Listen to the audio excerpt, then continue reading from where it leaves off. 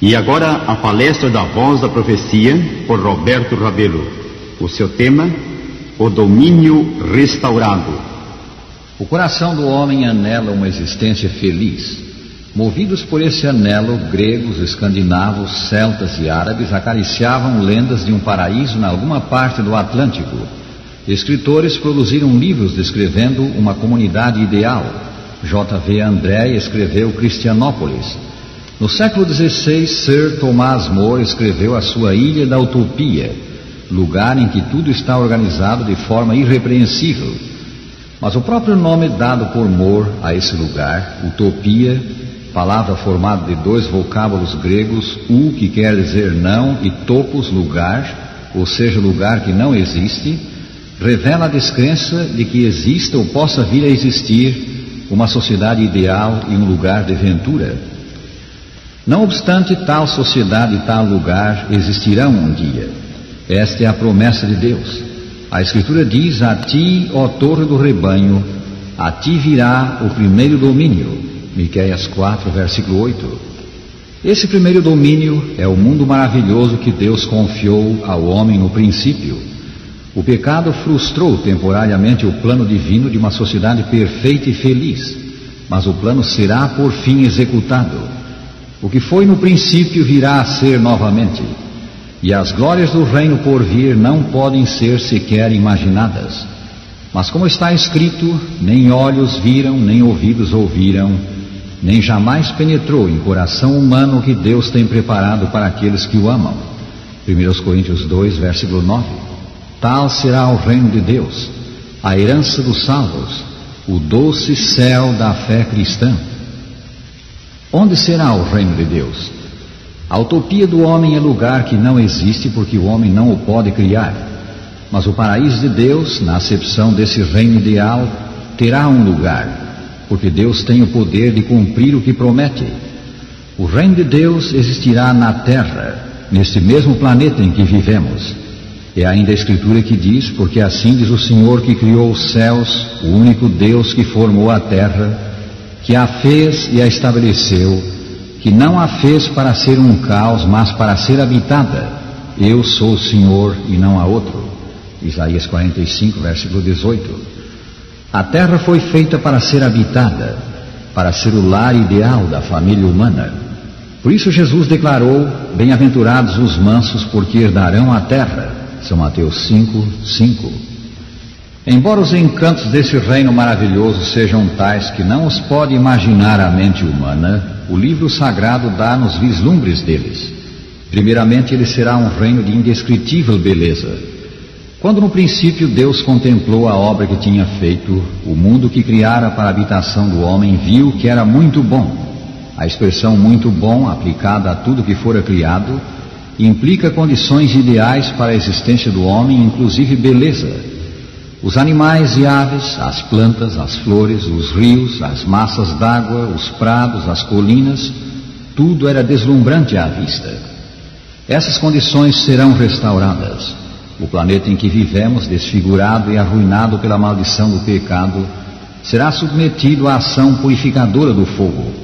Mas o dia do Senhor virá como ladrão de noite, no qual os céus passarão com um grande estrondo, e os elementos ardendo se desfarão, e a terra e as obras que nela há se queimarão. 2 São Pedro 3, versículo 10. Essa terra purificada será vestida de beleza, de condições tais como adotou Deus no princípio. O deserto e a terra se alegrarão, o ermo exultará e florescerá como um narciso.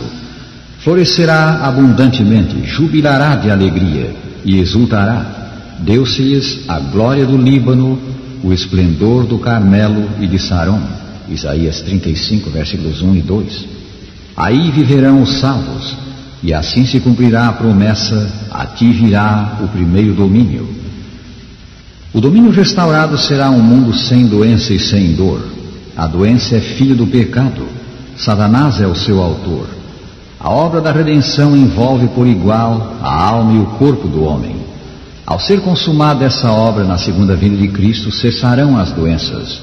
Consequentemente, morador nenhum dirá: enfermo estou. Isaías 33, 24. São João declara que no reino por vir não haverá mais dor. Ao voltar Jesus para receber o seu povo, os mortos ressuscitarão incorruptíveis. 1 Coríntios 15, 52. Erguer-se-ão das tumbas com um corpo perfeito.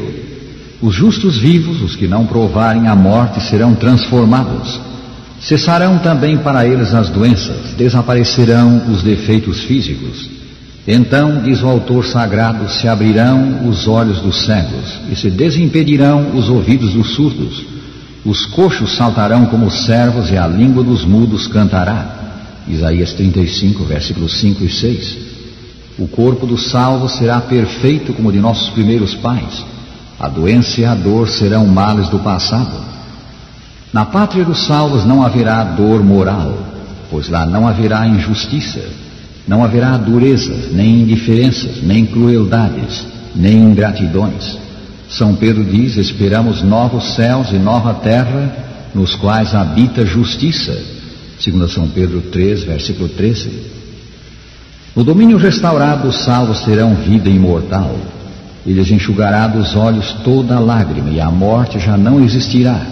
Já não haverá luto, nem pranto, nem dor, porque as primeiras coisas passaram. Apocalipse 21, versículo 4. A morte já não existirá. Quão dolorosos os golpes da morte! Que desolação traz ela quando arrebata-nos um ente querido! Mas a morte será aniquilada. A sua carreira, como a do pecado, terminará no lago de fogo do dia de juízo. A vida dos salvos medir-se-á pela vida de Deus. Na pátria dos salvos haverá saudável ocupação física. O trabalho é uma bênção. No paraíso perdido, Deus deu trabalho ao homem. Tomou, pois, o Senhor Deus ao homem e o colocou no jardim do Éden para o cultivar e o guardar. Gênesis 2:15. Deus designou o trabalho como uma bênção para o homem, para ocupar-lhe a mente, fortalecer-lhe o corpo e desenvolver-lhe as faculdades. Na atividade mental e física, Adão encontrou um dos mais elevados prazeres de sua santa existência. Ao serem restabelecidas as condições originais do mundo, terá o homem trabalho físico. Eles edificarão casas e nelas habitarão, plantarão vinhas e comerão o seu fruto. Não edificarão para que outros habitem, não plantarão para que outros comam. Isaías 65, versículos 21 e 22. Na pátria dos salvos haverá crescimento intelectual. Os tesouros da terra, as maravilhas do planeta em que vivemos estarão abertos ao estudo do homem. Ao seu alcance achar-se-ão também os segredos do universo infinito. O sonho do homem moderno, visitar outros mundos, será então realizado. Lá, as mais elevadas aspirações serão alcançadas, os mais arrojados projetos realizados. E haverá sempre novos horizontes do conhecimento a desafiar a inteligência. Os salvos terão também crescimento espiritual. O caráter de Deus, o seu amor e perfeição, os seus grandes feitos para a salvação do homem, constituirão o tema do estudo dos salvos. A Escritura diz ser plano de Deus mostrar nos séculos vindouros a suprema riqueza da sua graça em bondade para conosco em Cristo Jesus.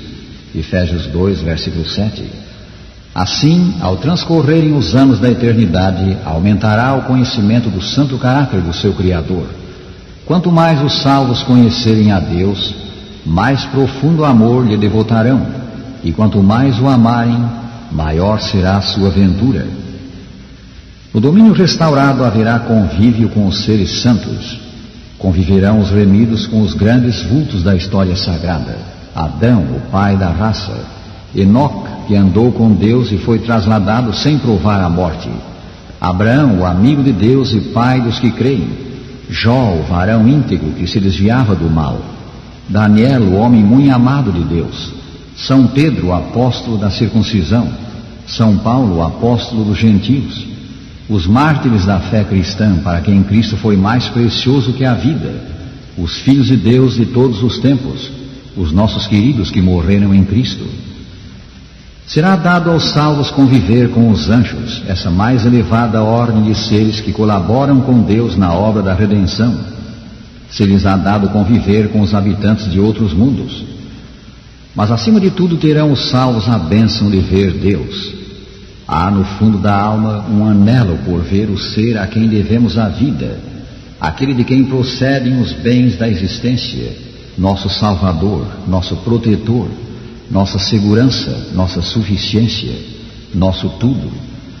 Foi este anelo que levou o salmista a dizer: como suspira a corça pelas correntes das águas, assim por ti, ó Deus, suspira a minha alma. A minha alma tem sede de Deus, do Deus vivo. Quando irei e me verei perante a face de Deus? Salmo 42, versículos 1 e 2. Na pátria dos salvos esse anelo será satisfeito. A Escritura diz: contemplarão a sua face. Apocalipse 22, versículo 4. Na pátria por vir, os salvos verão a face de Jesus e comungarão com ele. Que possibilitou a restauração do maravilhoso mundo do princípio? O sacrifício de Cristo. Pelo seu sangue ele resgatou o homem, sabendo que não foi mediante coisas corruptíveis como prata ou ouro que fostes resgatados do vosso fútil procedimento que vossos pais vos legaram, mas pelo precioso sangue, como de cordeiro sem defeito e sem mácula, o sangue de Cristo. 1 São Pedro 1, versículos 18 e 19. A morte expiatória de Cristo, morte em pagamento da culpa do pecador, possibilitou perdão e salvação e reintegração do homem na posição de filho de Deus. Esse amor de Deus pela raça caída, manifestado na dádiva e sacrifício de seu Filho, deve mover-nos a idêntico sentimento para com Ele, deve levar-nos a amá-lo e servi-lo. Isto é o que a Escritura diz: Ele morreu por todos, para que os que vivem não vivam mais para si mesmos, mas para aquele que por eles morreu e ressuscitou. 2 Coríntios 5, versículo 15. Prezado ouvinte, Deus tem um lugar para ti nesse reino de ventura. Faze-te um súbdito dele em Cristo. Recebe Jesus no teu coração. Submete-te a ele e receberás dele um coração puro. Serás feito idôneo para um lugar no reino.